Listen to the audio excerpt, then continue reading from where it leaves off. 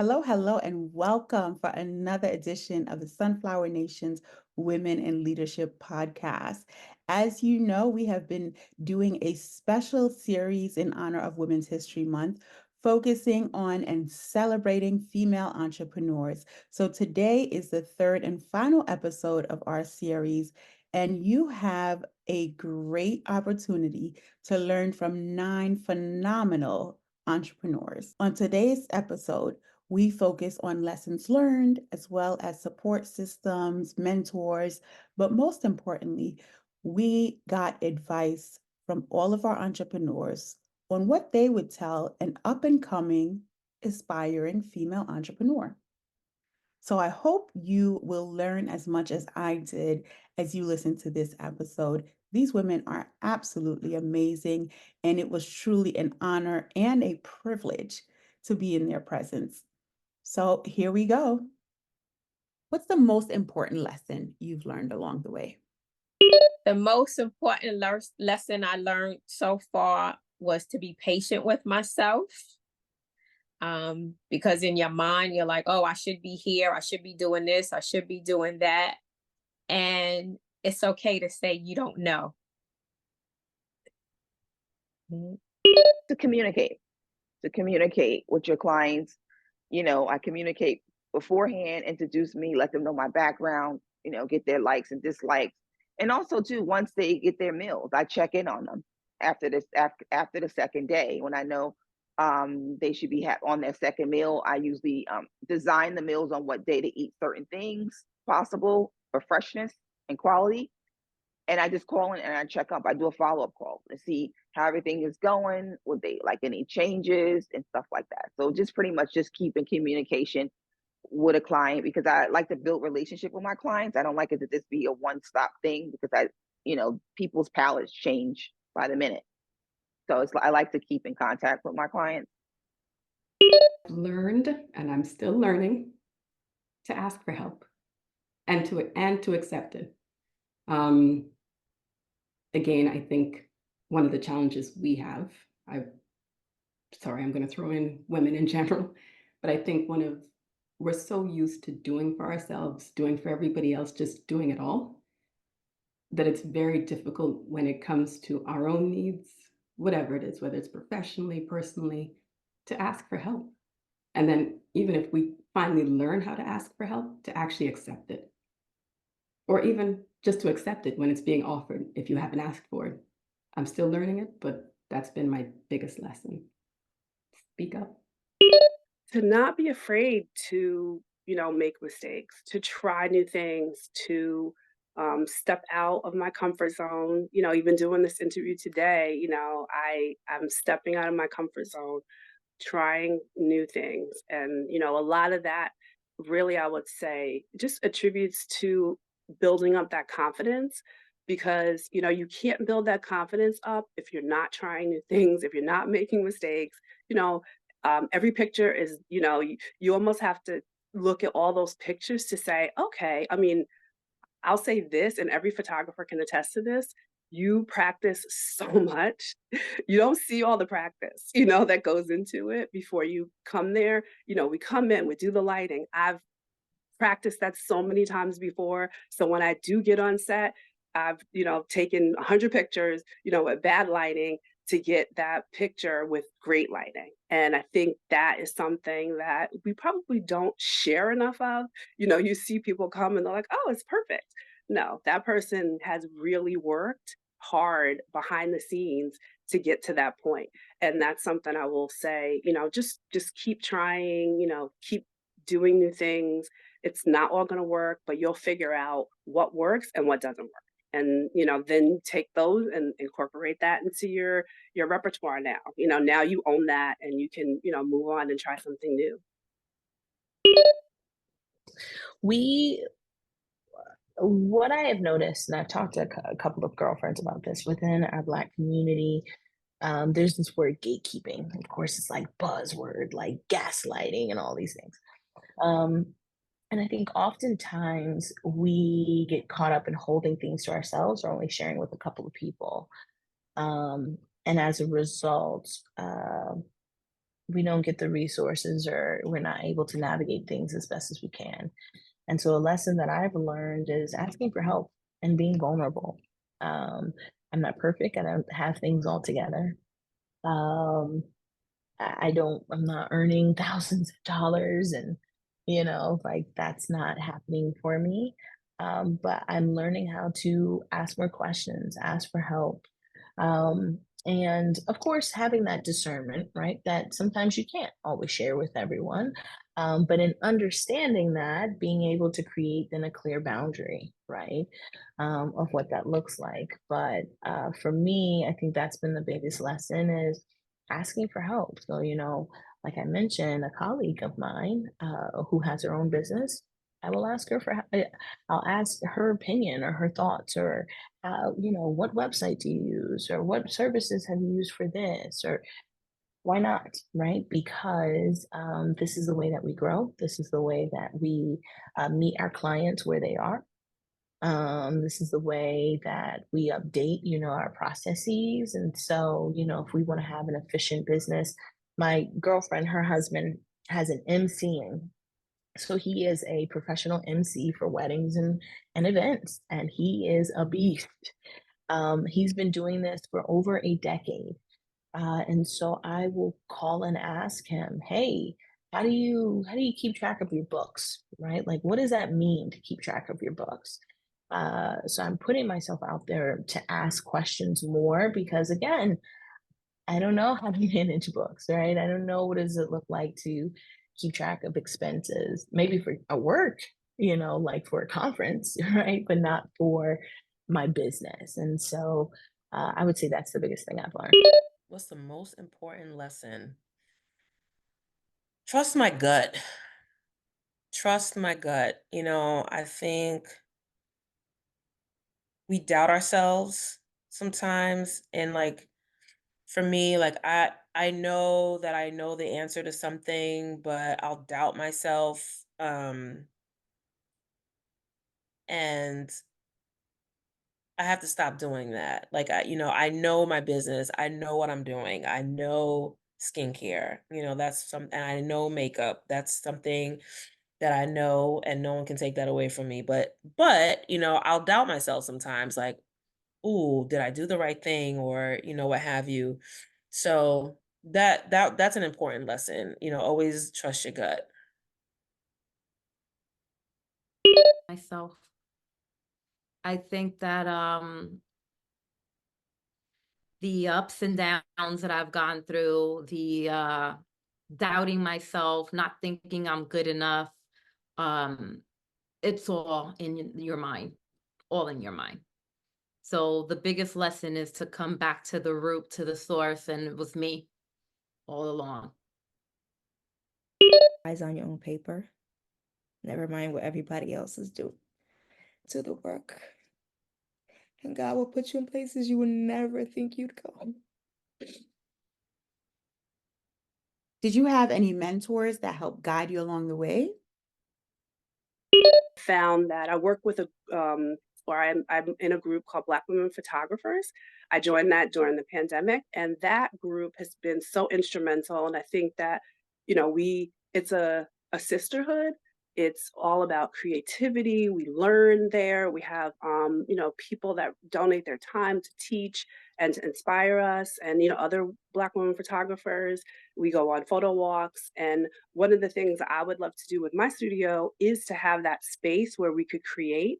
It is expensive to run studios, and you want to be able to have kind of like a think tank where you can come together and provide a space for that community. It's become such a great community for me and for others, and I've really built some great relationships there. I would say my instructors when I was in school, they were good mentors for me. Um, I've joined several groups, whether it's like Facebook groups, or yeah, mostly Facebook groups, I would say that where estheticians from around the country give advice or suggestions on certain things. So I wouldn't say like an official, not an official mentor per se, but I am a member of several groups where I'm able to share information, or ask questions about, I don't know, modalities or product or process, what have you. And they're very willing to help. The school's goal is to get you licensed, so they teach you what it is that you need to know to pass you know, the uh the test, to become licensed. So, but, in the midst of all that, we would have side conversations. My instructors would share with me like places they've worked, what they've learned along the lines about managing, or um if any of them, I don't remember if any of them had their own business, but I know that they've worked in various salons or spas, and, they would just share that knowledge. So I would just take it all in, and so that I would know what to do and what not to do. I joined the YWCA for business entrepreneur classes. I did a few webinars. I've SCORE, SBA. I've hit up old teachers, people I worked with, bosses, and actually even people I overseen in departments. So yeah, I'm always looking for a mentor. So one thing I also learned long time ago, not just with these businesses, but in general, is the importance of having a mentor, somebody who's done it, who's been there, who knows a lot of the speed bumps you're going to encounter, how to avoid a lot of pitfalls to save you time on everything. So I do have a mentor for the notary business. And honestly, I hesitate to say that I have a mentor. I think I have a couple, maybe two or three. And it's almost like I gather mentors. If I find somebody else who knows something else, I'm like, will you be my mentor? And I probably have like 20 of them at the end of the day, probably. The same with the digital marketing business. That one, he is a man, but he's done it. He knows a lot more than I do. Definitely knew a lot more than I did when I first came into this because I knew nothing about that space. But I think they're very important. I would say just one. I would say again my partner, because he's an entrepreneur himself, so I've been having some guidance from him and just pretty much doing my own research. And then the last class I took at the YWCA, that kind of put a lot of things into perspective as well. That's the funny part. That's the strange part. I feel like I've had a lot of rooms that I've entered, right? A lot of Zooms, a lot of seminars, a lot of conferences. There are women who I have admired from afar and um, physically. But as far as like anyone taking me under their wing, no, like everything is like wherever, like I've learned that everything I've learned is because I've been in those rooms. So I've had like a series of mentors, but like a one-on-one relationship with an actual mentor, no. Something I'd like to do down the line myself because I feel like there are so many, and the book is a piece of that, right? The book is a piece of, there's so many women that are doing what they want to do. They're doing what they need to do. They're doing what they're called to do. They're stepping into their purpose. But there's so many pieces of being an entrepreneur down to, the work behind the scenes. There's the operational side, there's the finance side, there's the relationship side, there's the marketing side. And it is just a lot. And I think the book is like kind of like a love letter to my sisters who will be coming soon or who need the help and are overwhelmed and don't know where to go. And if they look at, chapter 1 first, for example, they'd be like, oh man, I'm so glad she said that because I probably would have done the same thing. I do not have a mentor. I'm still looking for one. Wondering what does that look like? What is the criteria? But I have met a few other coaches. And so we meet like once a month and we talk, and we encourage each other and support each other in what we're doing. But no, I'm still looking for a mentor. Yeah. Yeah, so I think New Jersey does a great job they've done a better job in terms of helping small business owners really conceptualize and understand the steps that they need to complete to start a business in Jersey, right? And so I think they had this cool platform that kind of goes through like a step-by-step tutorial of like the different things that you need to complete to start your business and get it going. And in one of those steps, it actually mentioned SCORE. Also, my therapist, whom I absolutely love, a Black woman, stated that she had started her counseling practice, which is a physical building with therapists. She started hers with SCORE. She said, get your SCORE mentor. So I typed it in for New Jersey and I signed up, shared some information about myself, and it was pretty easy. The mentor contacted me, a gentleman they're randomly assigned, and this gentleman contacted me through email, and we started meeting. We set up a time where we would meet, and I shared some of the things that I wanted to work on, right? Because SCORE also wants to connect you to the right person that can help you with some of the issues that you're having. So at that moment, I was trying to figure out, really conceptualizing, what does this consulting business look like, right? How do I market it? Because I know how to talk about college. It's another thing to talk about why you need my consulting support. Um, and so, in sharing that information, they provide you randomly a mentor. Maybe it's not random, but I don't know this gentleman. And we began meeting. And so it's on a case by case basis. So when I, reach out to him and I say, hey, I want to work on a business plan. Now I want to work on a grant, or now I want to work on, you know, the last conversation we had was about like taxes. Like I had a ton of questions of like, what do I need to do? Why some of my startup costs came from my own personal expenses. So I did have some profit from 2023, but it ain't that much to cover the website costs, to cover maybe some subscriptions that I have that I'm using for my business. Like all of that is coming personally, so how do I handle those things?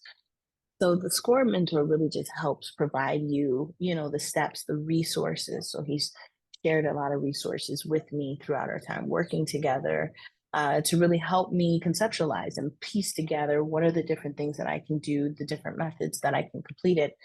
um, so that, yeah. And I think it's a nice confident boost that, you're having someone provide you real authentic feedback. I don't want to say warmly, but he's not rude either, but providing some critical feedback that is beneficial.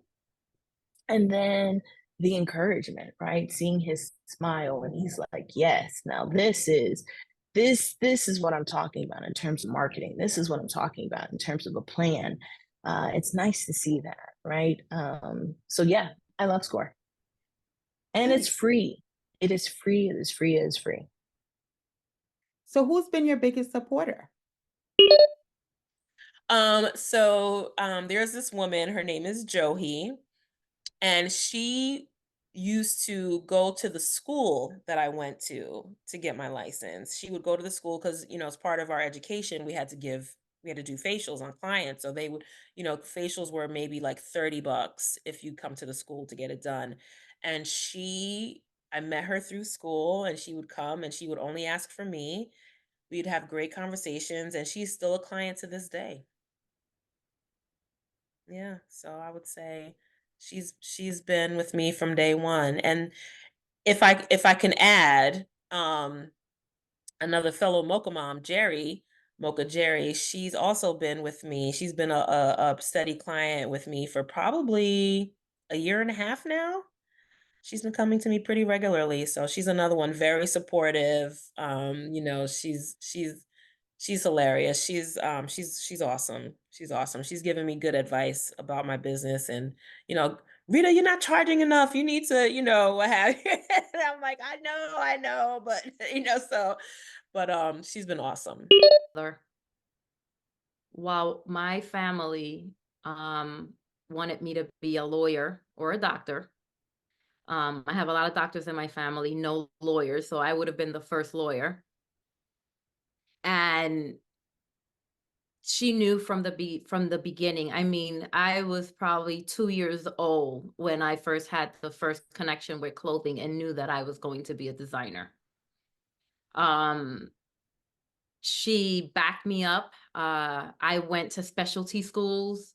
I got into certain schools because I was so gifted, you know, and if I didn't have her support, I probably would have been somewhere else, maybe a lawyer, and frustrated, making everybody else's life miserable, you know? So this is my calling. I want to enhance women's body. Say my parents, and my partner and a few friends around me that really always say they saw something in me and they think I should always take it to the next level. My husband, he is literally my best friend. I don't have the words right now, but he's amazing. I think since we started dating, my husband brags about me like it's nobody's business. And to hear and not to be in the company of when he's doing it, as well as to hear coworkers of his when we connect and they're like, oh my gosh, Jared talks about you doing this and that and this and that. It really shows that he supports me, and that he believes in me. Uh, and I really appreciate that. And so, you know, when we have to pick up the girls and I've got a workshop or, I've got a meeting at 7 or 6 at night and, dinner has to get done or whatever else. Like we really work as a team in the sense of like, hey, this is our calendar for the week. Okay, you're going to be out on these days, doing EFC, Evolving Futures. So let's work out a plan of what are the things we're going to do. And he's just phenomenal in that sense. And I really appreciate that. So I do think that I am blessed to have a partner that is invested as a father, and does the things that he needs to do, not the things that, that's a whole other conversation, but that men get praised for because like he picks up his kids. Woo, he's an awesome dad. He does the things that he needs to, and we're partners in that. And I really appreciate that. What's the vision? What is next for your business? Had a long career in public relations, and she loves to write and do photography, but she really wants to find a great nonprofit and bring her, her little toolbox with her and sit down and roll up her sleeves and get to work very quickly. This is something that I've missed doing with all my heart, and it's time for me to get back in that environment. I've been doing a lot of freelance and that has its perks, okay, but being part of a team is something I don't underestimate and I really long for. Oh, so it's going to be an e-commerce shop because I learned through dealing with the nail line apparel, you can have so much leftover inventory. You waste a lot of money and time and effort. So have it be e-commerce for now. When God allows it to be blessed to the point where I don't have a brick and mortar, it'd be great. I'd like it to be a place where people could come and receive inspiration, prayer, and read, and not just be a place that you would go shop, right? It's a place where you could sit in comfort, the same way someone would go to a coffee shop and expect to sit and have coffee. I would like someone to expect to come to an Abraham School location and receive prayer, receive mentorship, and just be in a space where they're comfortable and they could sit and even help those that may not have a place to go. But I want to open a studio. I would love my studio to serve as a, community space, once a month, have the students come in and, teach them or have them, be able to go out on photo walks and come back and, we discuss and critique pictures. All of that is really a big piece of what keeps creativity alive and, nourished. One, to keep plugging. and getting Be New out there in all different facets.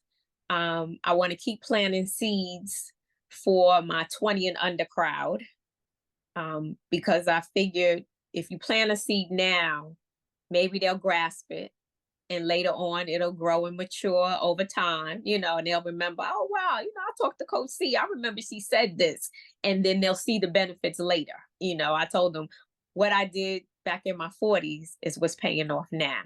So I would like to do that. I would like to be able to coach some men.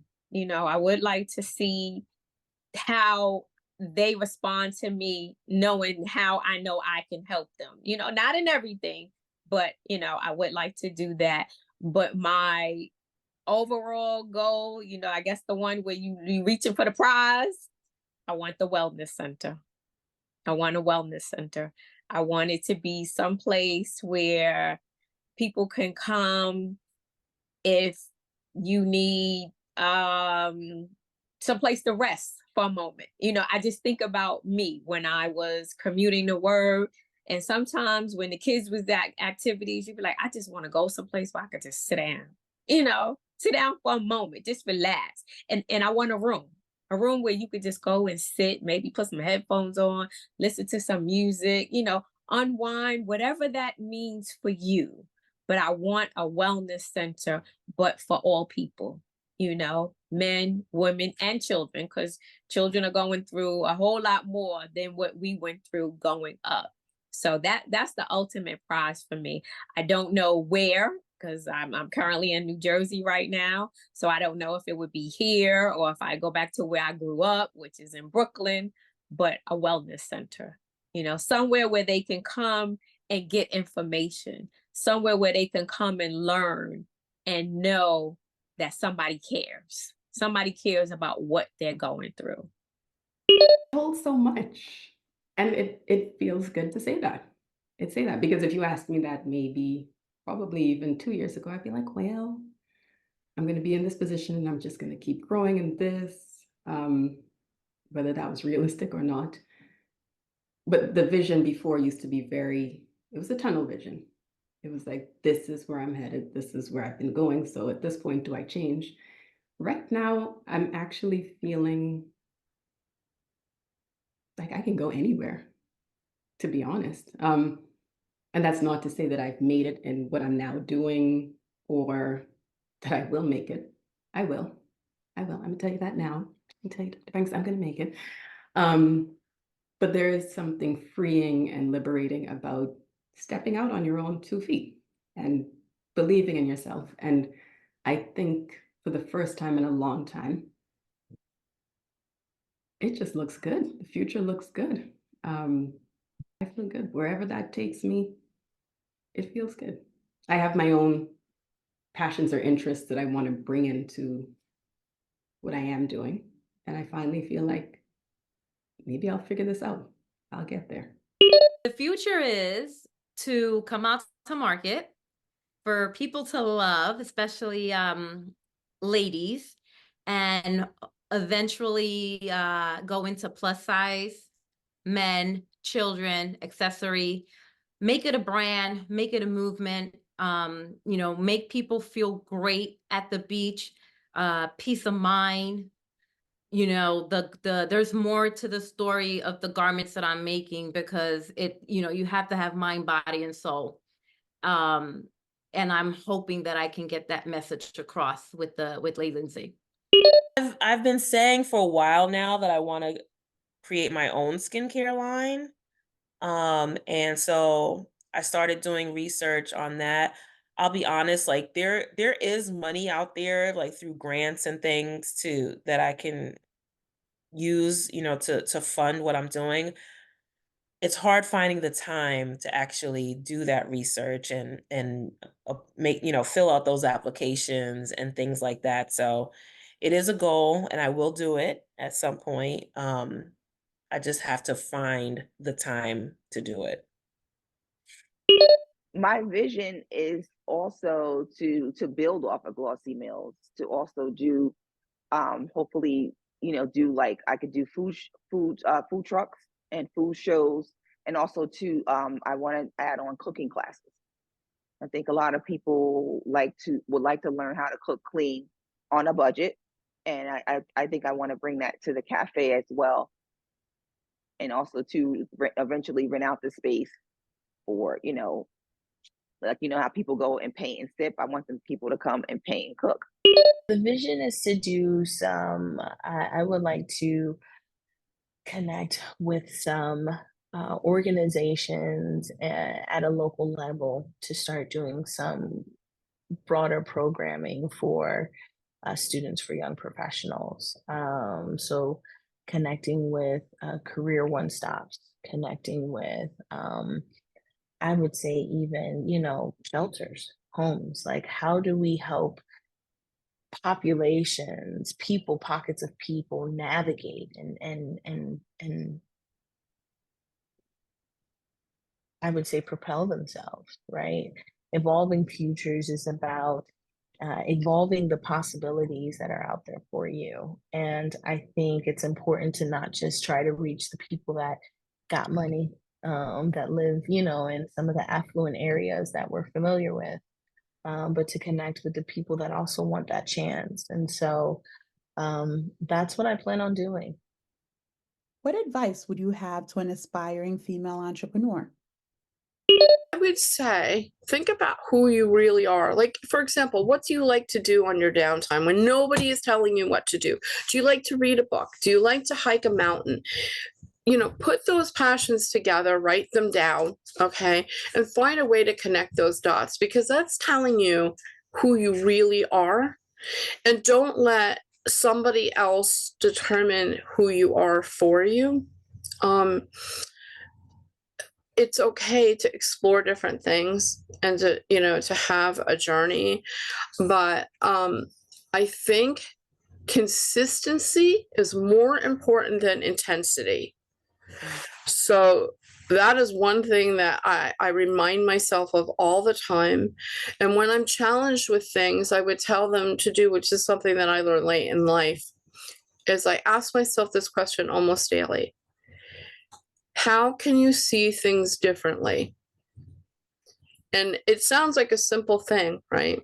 But every day we have to make decisions about things and people and projects and jobs and opportunities and someone else's point of view and how that's affecting us.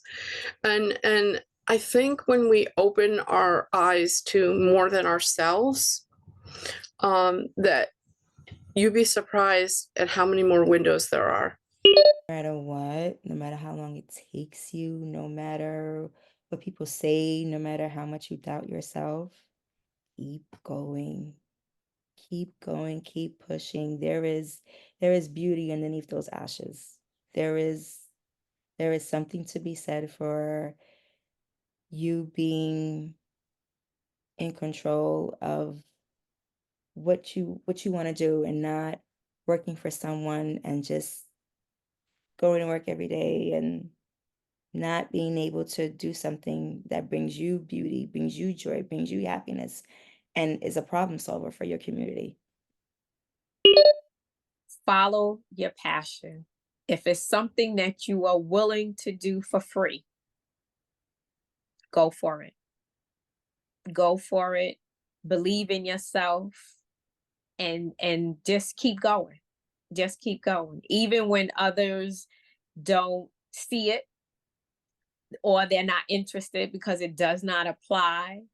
But if you're passionate about it and you know that what you're doing is a good thing and it can help somebody, you just haven't gotten to that right person yet.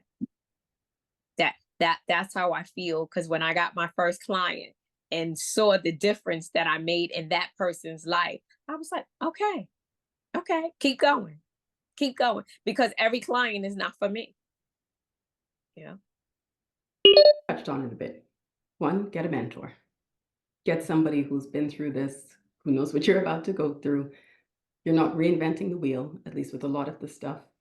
Put your own spin on it. Bring your own personality into it. Get a mentor. Second, ask for help. Again,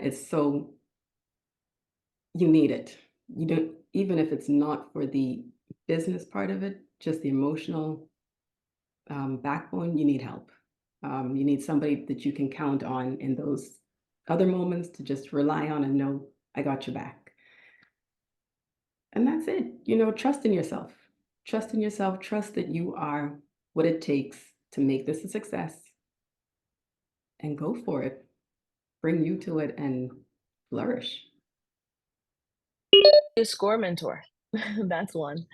I would say another thing is surround yourself with other female entrepreneurs. So I think thankfully, I'm a mocha mom, and I love being part of the mochapreneurs, chat, right? That is a way for us to share resources, to encourage each other, conferences. Like I think we were talking about FinCon or something in that sense in July that's coming up. Like surround yourself with people that are in different junctures of their entrepreneurial journey. Another thing is, I think there's there are a lot of podcasts, and so you can listen to different podcasts. I would say listen to different podcasts from different communities, right? It's great to listen to podcasts from our own community, but there are ones that I follow for Latinas. There are ones that I follow for Asian Americans, right? Because it's also interesting to hear the experiences of different groups. And we all have our biases and assumptions, stereotypes. And so it's nice to kind of open your mind in that sense.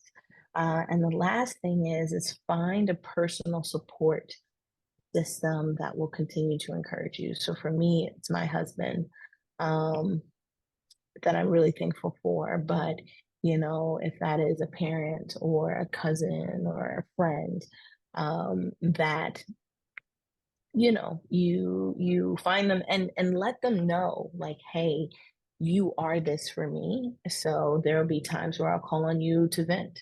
Sometimes I'm calling on you to provide me advice, right? Or provide me some guidance. It's nice to communicate it in that way. And so, yeah. Don't let anyone stop you. And if they thought that their niche or whatever they wanted to bring to market, I would say there's always a market. Don't sell yourself short. Your heart, just be creative and uh, get it out there, promote yourself and need it if you're on social media or if you're around a small community of people, and just keep doing the work. Keep doing the work. And I think, God will provide, he will get you on that path to do what you need to do. And I think it's where there's a will, there's a way. Don't be afraid. Take the chance, take the risks, do your research. Talk to people, get their take on, get their feedback on what it is that you want to do.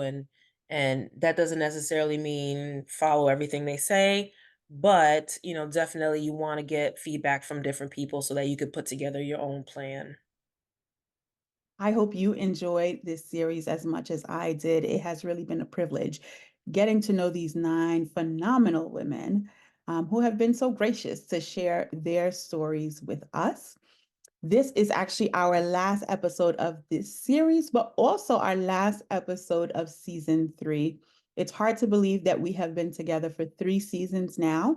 We're going to go on a short 3-week hiatus, and we will be back on March 3rd at 8 p.m. with season 4. I hope that you enjoyed this season as much as I did. I thank you for all of your support, well wishes, and inspiration that you also provide to me. May your hearts be filled with the brightest of sunflowers, even on the cloudiest of days. I am Dr. Edith Banks, wishing you love and positive vibes.